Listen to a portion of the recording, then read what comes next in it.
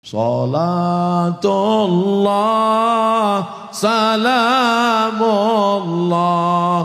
Hidupkan HP yang pakai senter. Rasulillah, salatullah, salamullah ala yasin habibillah. Tawassalna bismillah wa bil hadi rasulillah wa kulli mujahidin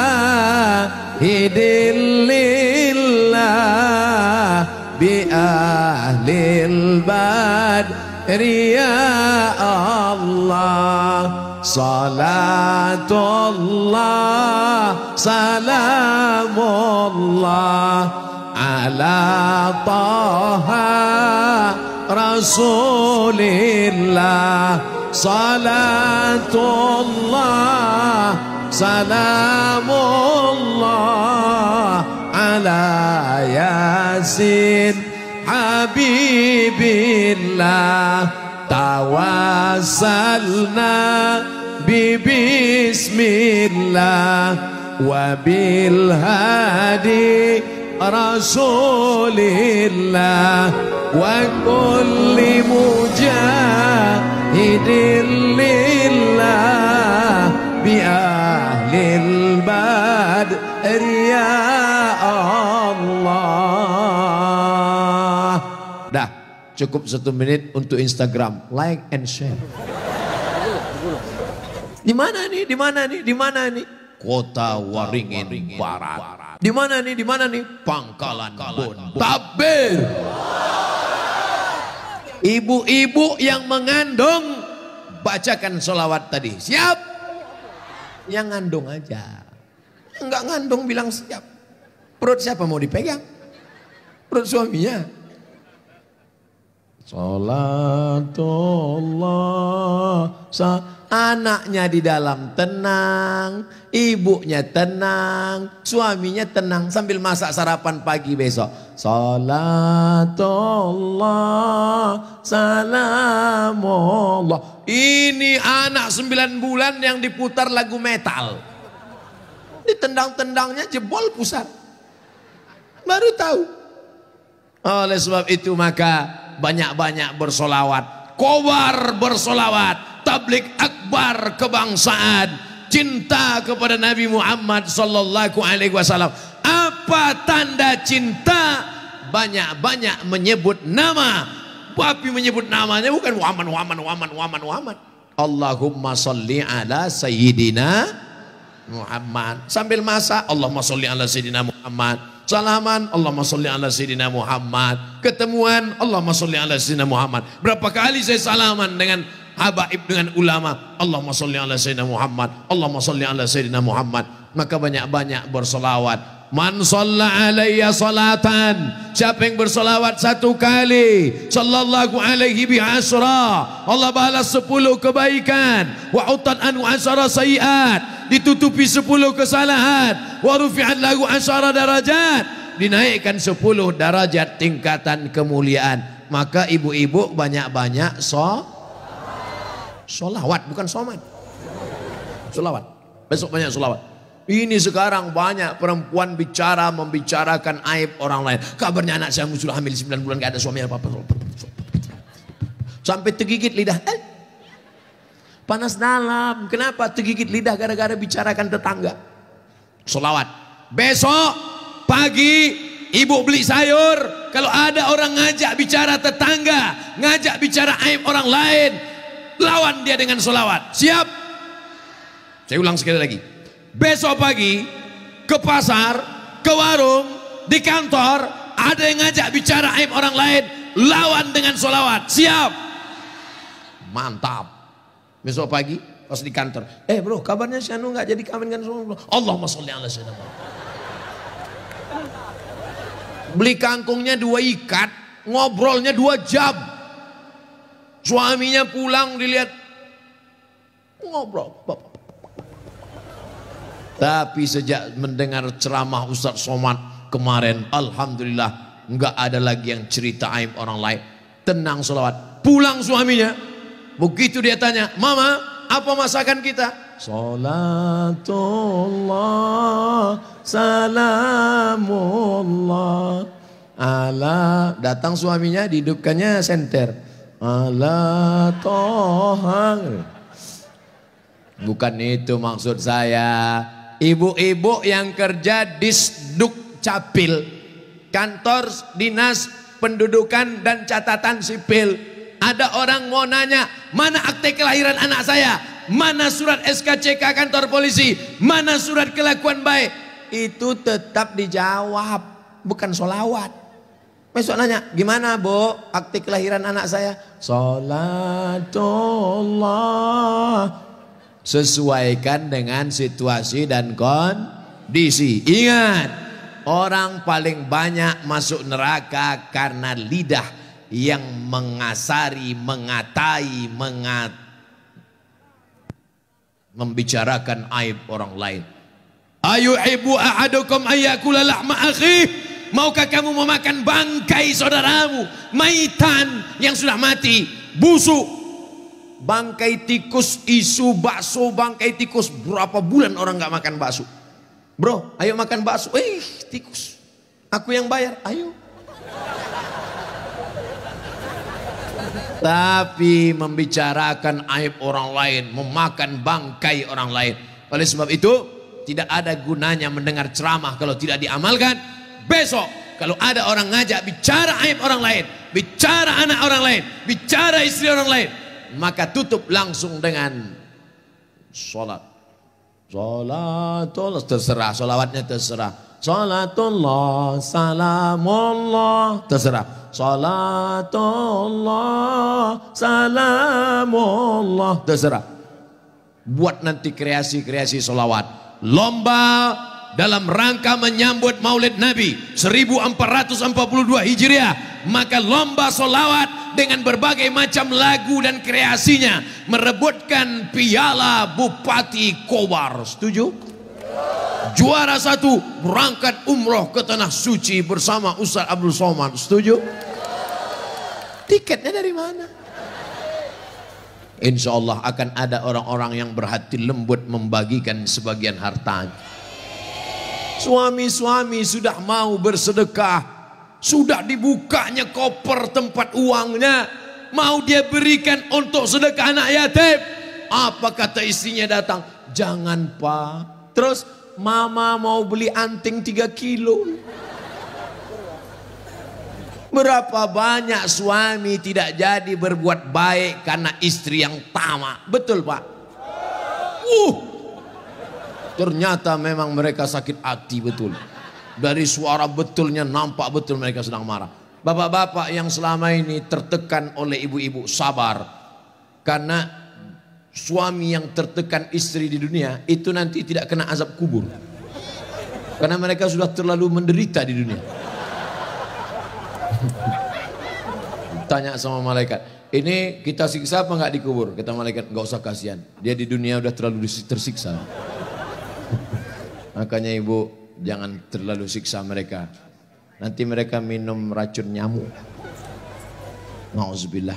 Tapi insya Allah ibu-ibu ini baik-baik semua. Orang baik nggak ngaku. Insya Allah. Dari mana Ustaz tahu ibu ini baik?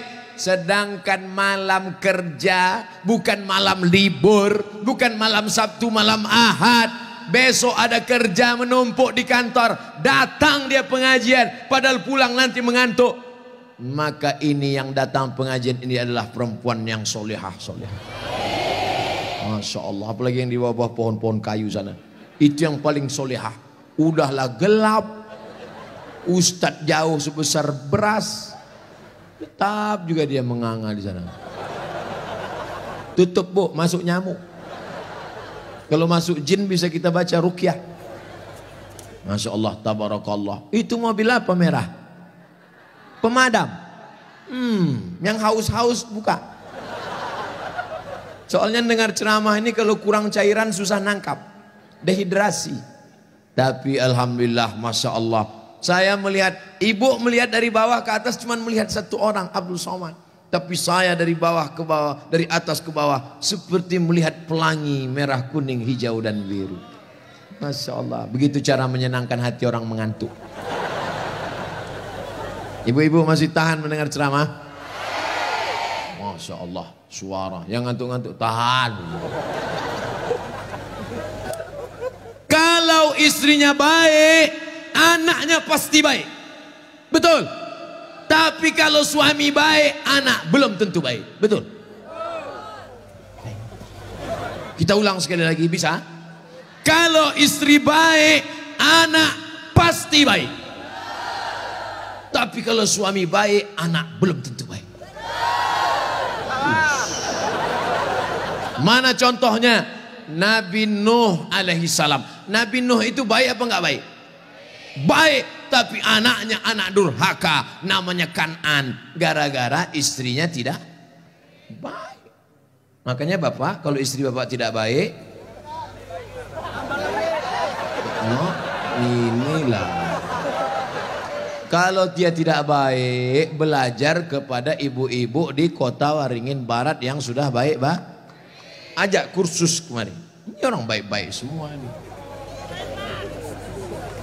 Suaminya tidak baik, namanya Azar, tapi anaknya justru jadi orang baik. Siapa anaknya?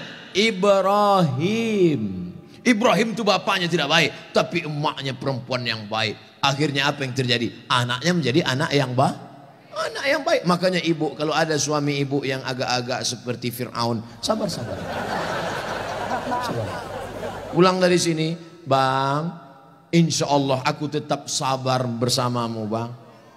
Sampai kau ditenggelamkan di Laut Merah, bang. Karena kata Ustaz Somad tadi, insya Allah anakku akan menjadi baik. Suami ibu boleh jadi tak baik, boleh jadi dia perampok, boleh jadi pecandu narkoba, boleh jadi dia sakau, tapi ibu masih ada satu harapan.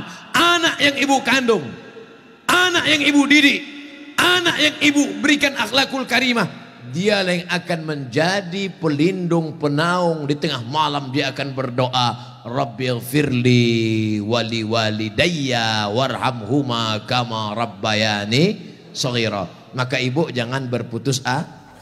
Kadang banyak ibu-ibu ini putus asa, pulang ke rumah suami selingkuh, mabuk, langsung pergi ke kamar mandi, minum teh botol.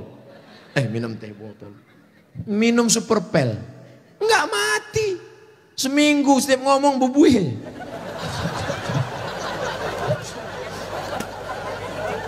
Ibu harus tegar, ibu harus kuat, ibu ada harapan. Harapan ibu siapa?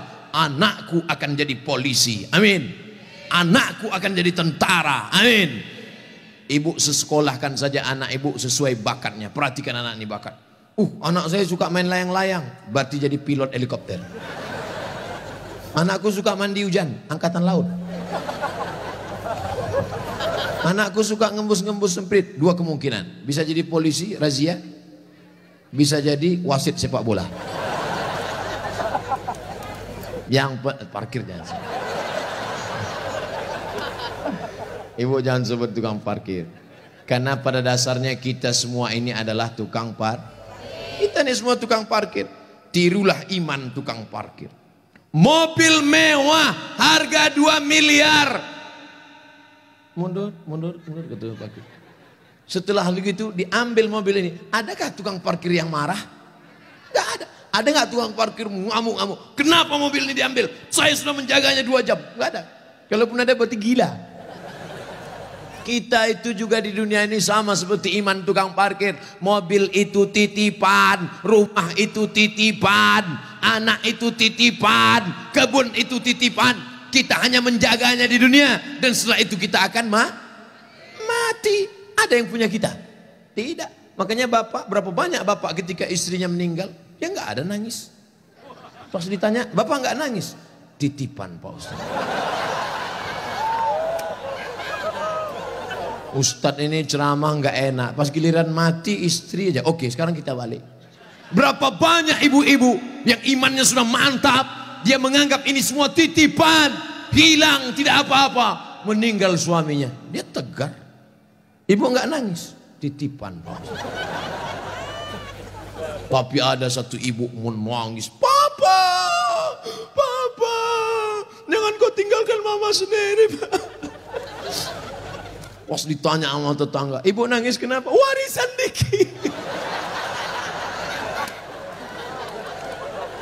Tapi itu tidak ada di Kobar. Jauh di sana, jauh di pinggiran-pinggiran Pangkalan Bun. Yang di sini semuanya baik-baik, betul? Ibu menerima mereka bukan karena hartanya, tapi karena mereka mampu membimbing ibu dan anak-anak mencari ridho Allah Subhanahu wa taala. Ibu yang malam ini datang menggendong anak, ibu yang malam ini datang menyusukan anak, insya Allah anak itu yang nanti akan menjadi pemimpin-pemimpin bangsa di masa ini. Makanya ibu sabar-sabar. Berapa kali ibu diusir dari majelis karena anaknya menangis. Betul? Mau akad nikah, "Aku nikahkan engkau dengan anakku dengan mahar seperangkat alat sholat."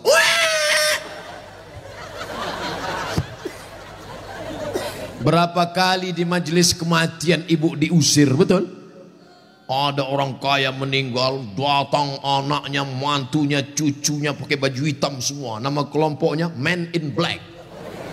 Sudah siap-siap mau menangis bersandiwara. 1, 2, 3. Rupanya anak ibu lebih kuat lagi nangisnya. Akhirnya tuan rumah marah, "Pergi pulang bawa anak." Berapa banyak ibu yang malu di depan orang banyak karena anaknya ingin naik mobil tetangga yang lebih mewah, lebih mahal. Tapi hari ini kesedihan ibu terbayar karena anak ibu adalah anak-anak yang soleh. Siapa yang lebih berbahagia, ibu apa bapak? Kan ibu bisa ngandung karena mereka kan. Sekarang saya tanya, siapa yang paling berbahagia, ibu atau bapak? Mereka tetap bertahan, Pak. Bapak Ibu yang dimuliakan Allah Subhanahu wa taala, siap menjaga persatuan? Jaga persatuan, karena negeri yang kita bangun dengan indah ini akan jadi hancur berkeping kalau tidak ada persatuan dengan kesatuan. Betul? Maka persatuan ini sama seperti tiang gawang. Kok Ustaz tiba-tiba ingat tiang gawang? Itu tiang gawang. Itu tiang gawang. Ibu jaga gawang, jangan sampai kebobolan. Bapak striker, penyerang. Papa, silakan kau pergi sejauh mata memandang. Tapi di hari petang kau harus membawa uang. Untuk apa? Untuk anak-anak kita, supaya dia tidak makan riba, makan haram. Striker tidak pernah diejek oleh kiper. Kiper tidak pernah marah-marah. Apa kata kiper? "Hei striker, kok enak aja di sana? Tolong gantian kau jaga sini." Tidak ada. Karena mereka sudah siap bagi-bagi tugas. Ceramah di tanah lapang, Ustaz Somad. Ceramah di stadion, Ustaz Somad. Ceramah di TV, Ustaz Somad. Ceramah di YouTube, Ustaz Somad. Tapi yang ngajar di pesantren, yang ngajar di ma'had, yang ngajar di sekolah, para habaib dan ulama, kami udah bagi-bagi tugas. Makanya Habib ulama nggak pernah ngaji. Apa itu Somad itu? Ceramahnya di lapangan aja. Apa itu Abu Somad itu? Ceramahi ibu-ibu aja. Ustaz gatal. Kan kita udah bagi-bagi tadi. Makanya nonton jangan sepotong-sepotong. Ke sana 45 menit, ke sini 45 menit, belum, sebentar lagi habis. Masya Allah, tabarakallah, masih lama rupanya. Saudara yang dimuliakan Allah Subhanahu wa taala, di tempat laki-laki Abdul Somad bicara 3. Bersama, jaga persatuan kesatuan. Yang kedua, ramaikan masjid dengan sholat berjamaah. Yang ketiga, makmurkan masjid dengan belajar agama, fikih, hadis, tafsir. Siap mengamalkan yang 3? Yang perempuan, yang pertama, ibu jangan sedih, ibu jangan depresi, hadapi masa depan, didik anak-anak menjadi anak-anak yang soleh dan solihah.